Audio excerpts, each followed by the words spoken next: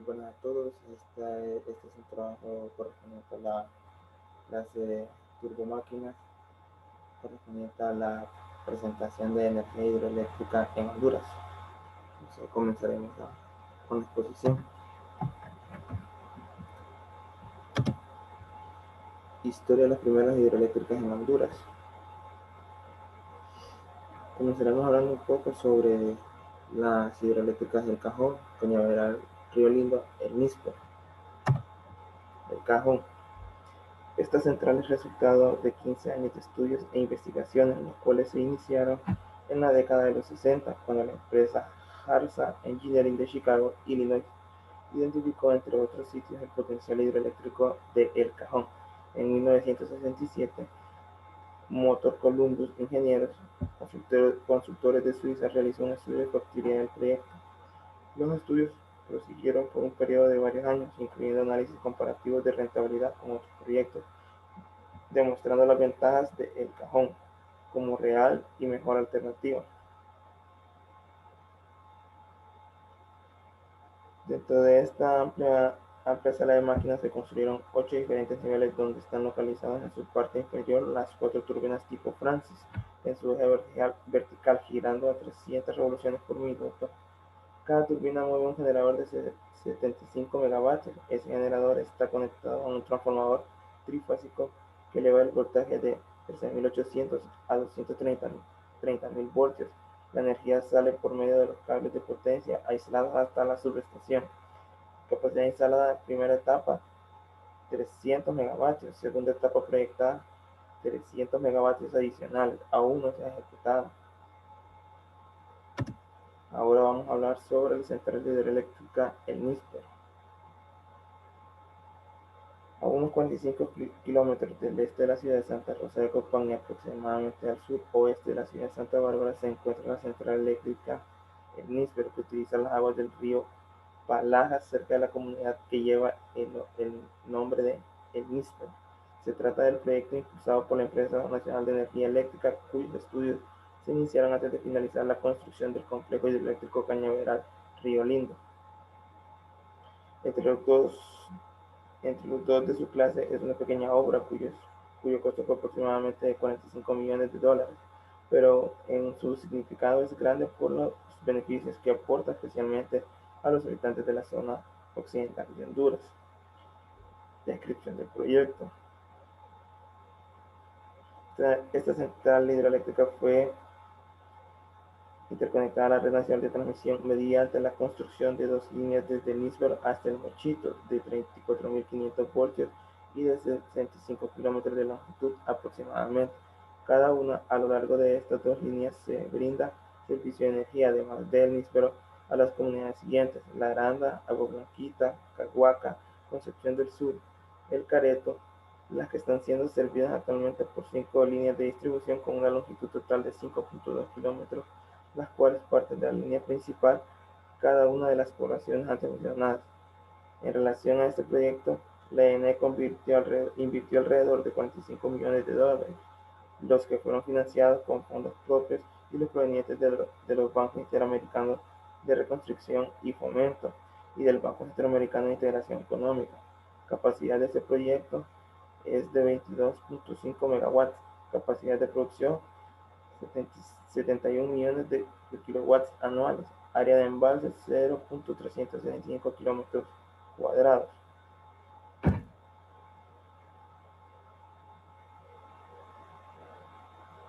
Cañaveral, ahora vamos a hablar, ahora vamos a hablar de Cañaveral Río Lindo.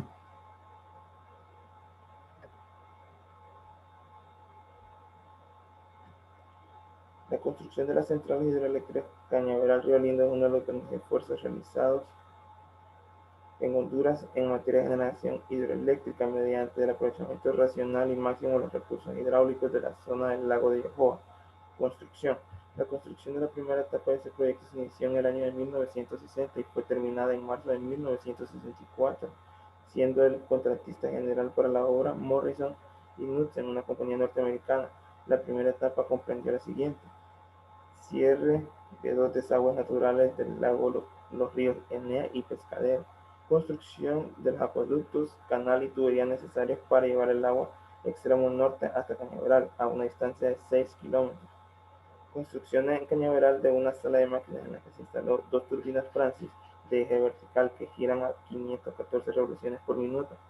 Cada una mueve un generador con una capacidad de 14.5 megavatios. Construcción de una subestación elevadora de voltaje en Cañaveral.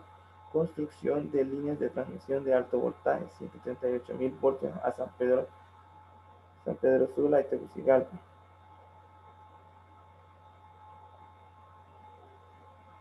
Segunda etapa de este proyecto. Construcción de acueductos, tubería y túneles para llevar hasta el río Lindo el agua descargada por la planta de Cañaveral. Construcción de un embalse en donde se almacena temporalmente el agua antes de viajar por la tubería hacia las turbinas de Río Lindo. Su capacidad de almacenamiento es de 450.000 metros cúbicos. Construcción en Río Lindo de una sala de máquinas en donde se instalan 2 turbinas tipo Pelton de 4 inyectores que giran a 450 revoluciones por minuto. Cada una mueve un generador de 20 megavatios.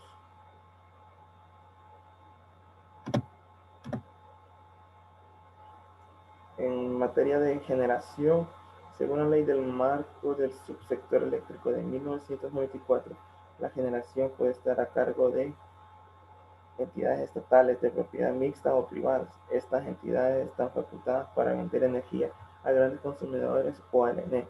Como resultado, los inversores privados se embarcarán principalmente en nuevos proyectos de generación, lo que incluye la energía hidroeléctrica y otras alternativas. Cada 2 años, la ENE debe presentar ante el regulador los planes de expansión del sistema, es decir, la adquisición de nueva capacidad de generación y la expansión de la transmisión, los cuales deben ser aprobados por el Gabinete Energético. Por la ley, la ENE tiene el mandato de dar prioridad a la generación basada en recursos renovables al determinar el plan de expansión óptimo. La condición es que el valor no neto real de la secuencia, incluida la generación basada en recursos renovables, no debe superar en más de un 10% el valor del plan de expansión de menor costo. Los generadores de electricidad privados utilizan energía renovable que han formado una asociación nacional, la Asociación de Productores de Energía Renovable de Honduras, para promover el uso de energía renovable. Ahora vamos a hablar un poco sobre los proyectos a futuro. En esta estaremos hablando de Patuca 1, 2, 3, Jicatío y Los Llanitos. Al hablar de los proyectos Patuca, nos centraremos en el proyecto Patuca 3.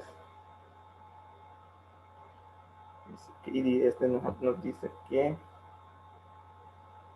el proyecto hidroeléctrico Piedras Amarillas, también conocido como Patuca 3, está localizado en la zona oriental de Honduras, específicamente en el departamento de Olancho, entre los municipios de Catacamas y Patuca, a unos 5 kilómetros aguas abajo de la confluencia de los ríos Guayape y Guayambra.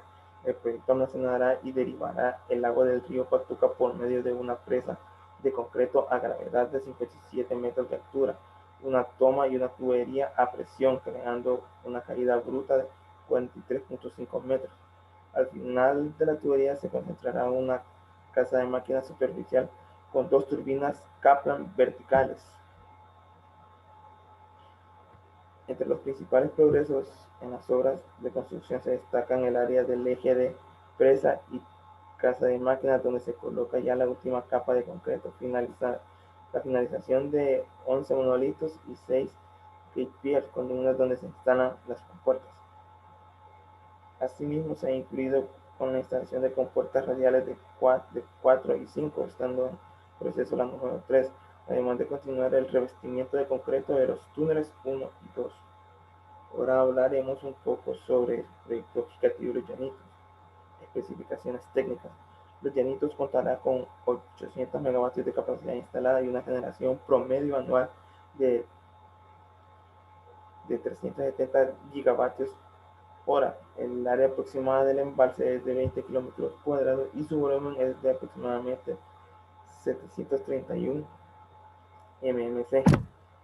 Ubicado en el departamento de Santa Bárbara, Los Llanitos es un proyecto que aprovecha las aguas del río Ludo y consta de una presa de 111.25 metros y una cortina con caída operacional de 86.20 metros de altura. Sitio Jicatío. Está ubicado sobre el río Luo, aguas abajo del punto donde confluyen el río Jicatillo, siendo las comunidades de Iguala, La Isla, Loma Larga y Gualioco las más próximas. Especificaciones técnicas de Jicatuyo. Con 210 megavatios de capacidad instalada y una generación promedio anual de 880 gigavatios, desarrolla su espejo de agua a la cota de 220 msnm y se compone de una cortina de enrocado cuya caída operacional será de 86.20 metros de altura. El área proximal embalse es de 65 kilómetros cuadrados y su volumen de 2.254 milímetros cúbicos aproximadamente. Como conclusiones de la investigación, podemos tener que el territorio hondureño se encuentra bendecido con una topografía propia para la construcción de diversos proyectos de energía renovable, los que sin duda alguna son una solución idónea para contrarrestar el grave problema energético que se vive globalmente a causa del encarecimiento del petróleo. Sí hay una fuerza inigualable de Honduras a nivel de toda la región centroamericana, es su riqueza hídrica y con ello un potencial inigualable de generación eléctrica desde fuentes renovables. La enorme riqueza hídrica del país y el hecho de que tan solo se utiliza el 5% de ese extraordinario potencial para fines productivos hacen de Honduras la nación con mejores perspectivas de generación en América Central y el Caribe. El país cuenta con potenciales estudiados que significan más de 2.500 megavatios de generación, capaz no solo de cubrir la demanda a largo plazo del país, sino también constituir a Honduras como el mayor exportador de energía hacia países centroamericanos, pero eso no es posible por muchos motivos que evitan que estos proyectos sean de total provecho para Honduras. Y como principales motivos está la conservación de las áreas consideradas reservas naturales, así como ciertos lugares que son considerados sitios arqueológicos. Ejemplo de esto son las implicaciones que tuvo la construcción del proyecto de Patuca 3, que estaba cercano a un sitio arqueológico. Entre algunas alternativas de generación de energía eléctrica más baratas, sostenibles y adecuadas a la protección del ambiente se han presentado algunas alternativas. Construcción de estaciones pequeñas y descentralizadas, esquemas hidroeléctricos pequeños y manejables, tecnologías de energía renovable solar, eólica, biomasa, etc. Bueno, esto ha sido todo. Lo que pudimos hablar un poco acerca de las centrales hidroeléctricas en Honduras, eh, el tipo de generador que usa, el tipo de turbina y pudimos detallar un poco cómo es todo este ámbito en nuestro país. Muchas gracias por la atención y esta ha sido la presentación.